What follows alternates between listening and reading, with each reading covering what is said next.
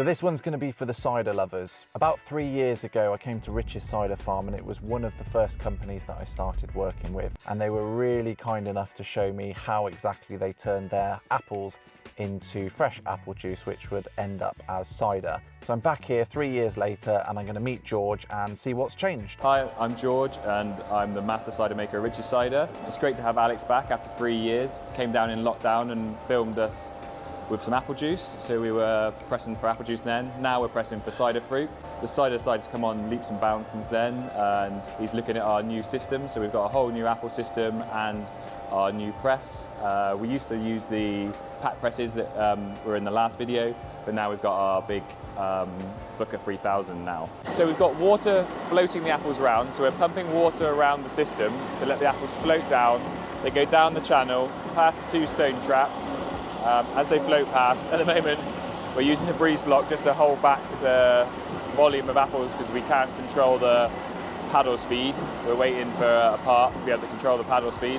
And as they go up through the paddle, they then get blasted with water.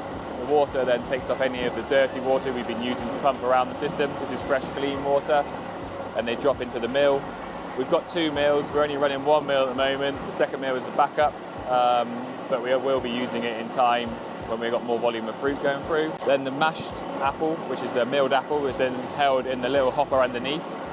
And that hopper then fills up, and underneath there is 2 mash pumps, and that pumps the apple mash through a 6-inch stainless steel pipe underground, and then it comes up in the press house. As the apple mash is pumped through underground, it comes up into the press house through this big stainless steel pipe. It goes up and around and into the mash tank. The mash tank can hold 12 tonne of apple mash, which is basically apple mash is just milled apple. And underneath that mash tank, we have another pump here, connected to a 6-inch pipe, which we then control the apple mash going into the press. So the mash is then pumped following this line, and then goes into the press here.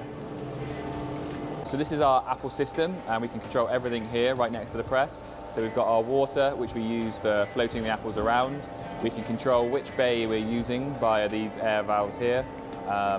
This is the elevator going up. We've got both our mills here, we're using that mill only. This is our waste system, which recycles our water.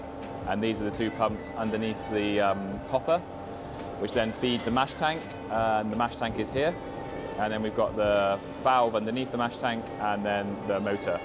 So when we press for a mash run, we can feed a tonne of apple mash into the press in 4 minutes. And then it goes into the Booker press, and then this is how we control the elevator that's leaving, which is the apple pumice, once the pressing is finished. The juice then goes into the juice tank, and we can control the juice tank going up to the fermentator from here as well. So what we're doing now is we're just putting in a charge of mash into the press. Piston's coming back. We've opened the mash gate and we've started the pump. Like I said, in about 4 minutes we can pump a tonne of apple mash into the press. As it's pumping in, the piston stays back to allow room for the mash to go inside. And after that 4 minutes period is up, the press will then carry on with its automatic pressing cycle. We're back in automatic after filling, and as you can see, the piston is going in, and as that piston's going in, it's compressing the apple mash, and there's about 200 socks inside the press, and the apple mass is then staying on the outside of the sock. The sock is made of a Hessian-like material, same as what we used to use really on our rack and cloth press. The apple mass stays on the outside, and the juice then goes through the sock and then goes round the core, and down the core there's got channels, so the juice then goes through the channel and then comes out on the juice plate, and then out of the juice plate into the juice tank.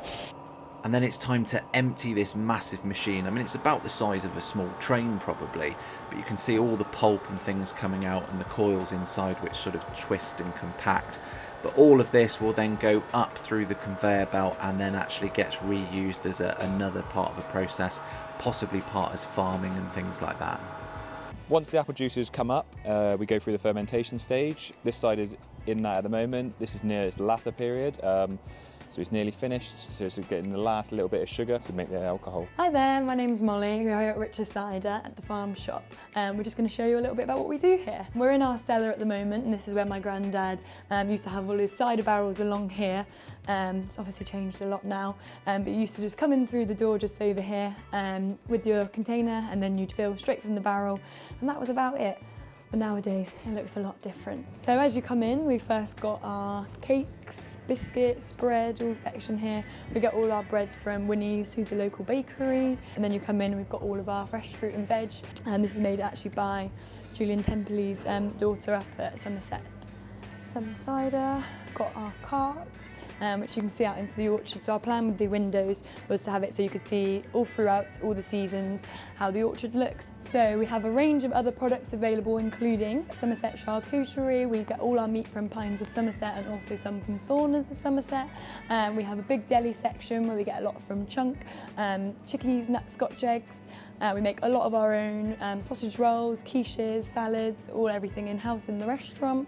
We also have our tasting bar in the shop where you can try the range of our award-winning ciders, everything from our scrumpy to anything sparkling, apple juice and mulled cider. Along here we have our cider wall, which has every product that we make here, ranging from our mulled cider to our cider liqueur to apple juice and all our range of award-winning ciders. We also just won the Champion of Champion with Taste of the West for our vintage cider, which was the best cider in the whole of the West Country. Just across from our farm shop, we also have our cider press restaurant, open every day, serving our delicious breakfast, carvery and homemade specials. We serve our breakfast from 8:30 until 11 and lunch from 12 until 4. We're located just 5 minutes off the motorway at junction 22 and we're open every day 9 until 6 and 10 till 6 on a Sunday. We only close Christmas Day, Boxing Day and New Year's Day. I am absolutely blown away the fact that it's gone from 2 little presses to that massive thing then. Anyway, hope you've enjoyed the video. Thanks very much to everyone at Rich's for the invite back. If there's anywhere else I can visit, then drop them in the comments or get in touch. Like and subscribe to the channel and I'll see you soon for the next one.